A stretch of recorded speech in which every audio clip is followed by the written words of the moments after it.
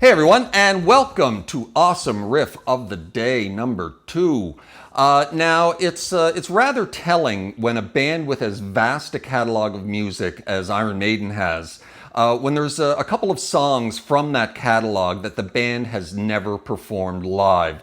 Not even once. Not even during the tour for that particular album. It usually would denote a song that the band realizes is one of their weaker efforts. Unworthy, I suppose, of a spot on their live set list. Such is the case with Back in the Village from the band's 1984 album Power Slave. I think it was 84. Was it 84? It was 84. Yeah, that was 84. The band has never performed it live, even during the Power Slave tour, which I saw twice. And yes, they didn't play it either time.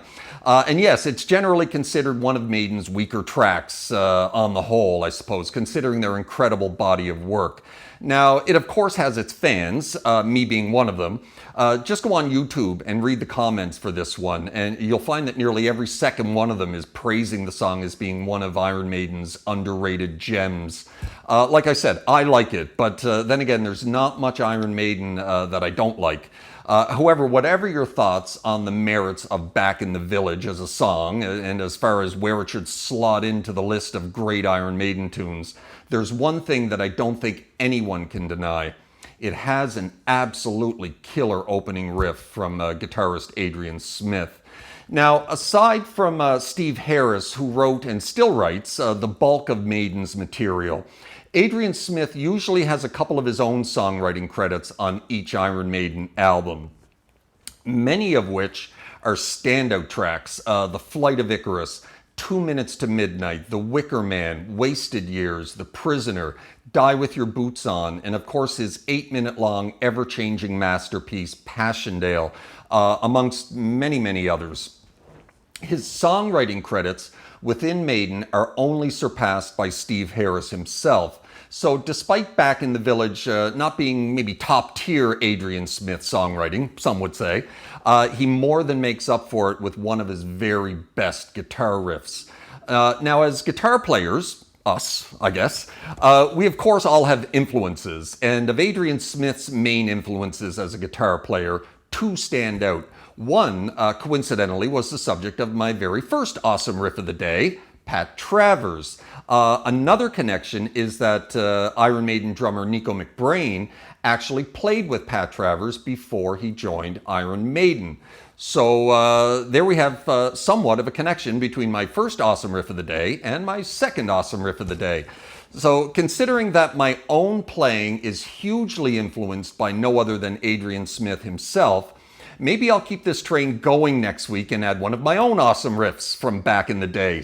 One of my originals that I wrote 30 years ago. We'll see.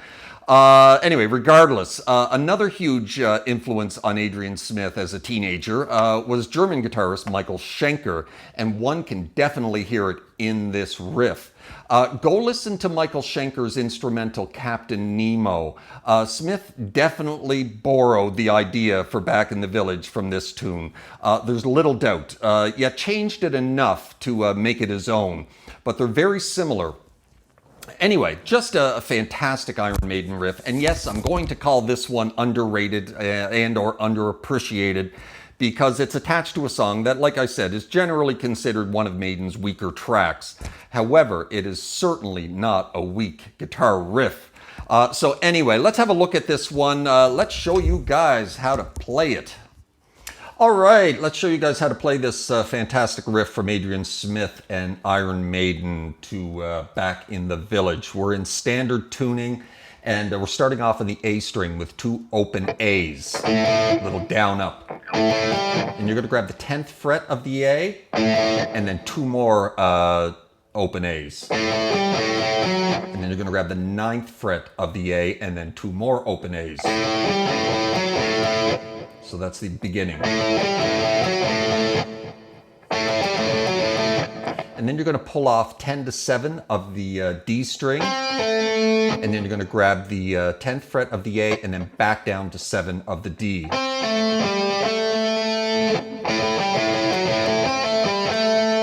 And then you're going to pull off 9 on the D string to 7. And then 10 of the A back to 7 of the D.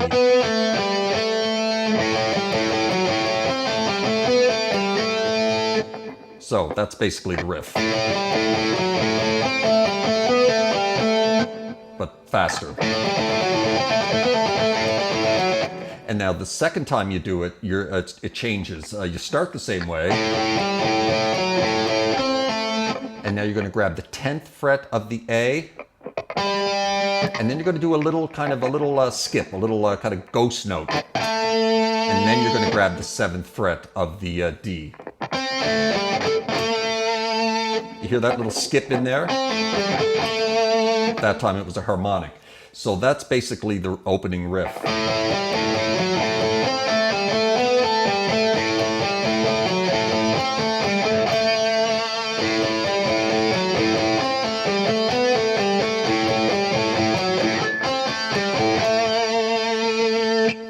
And now we're into this fun part, which sounds a lot harder than it actually is.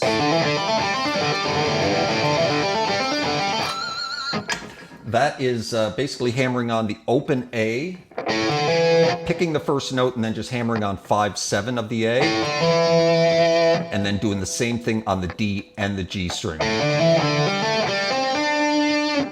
And when you get down to that note on the 7th fret of the G, you're going to grab the open D and then hammer on pull off 5 back to the open D.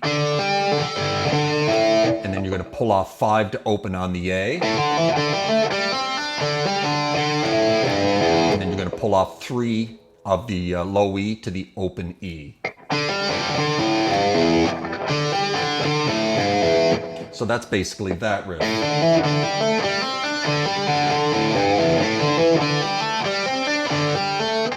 And the second time, you're going to go, instead of doing that, you're going to go back up and do it on the D string. And then you're going to grab the 5th fret of the G, and the first time you're going to give it a really good squeal, a good pinch harmonic. And then you're going to play that 4 times. And the remaining 3 times he's just grabbing the note. He's not doing a pinch harmonic, but the first time is a pinch harmonic.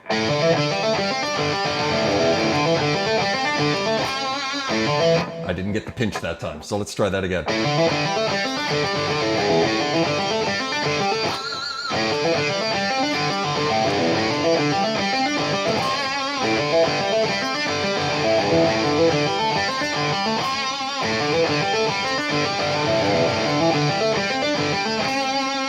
And then we go back to the main riff.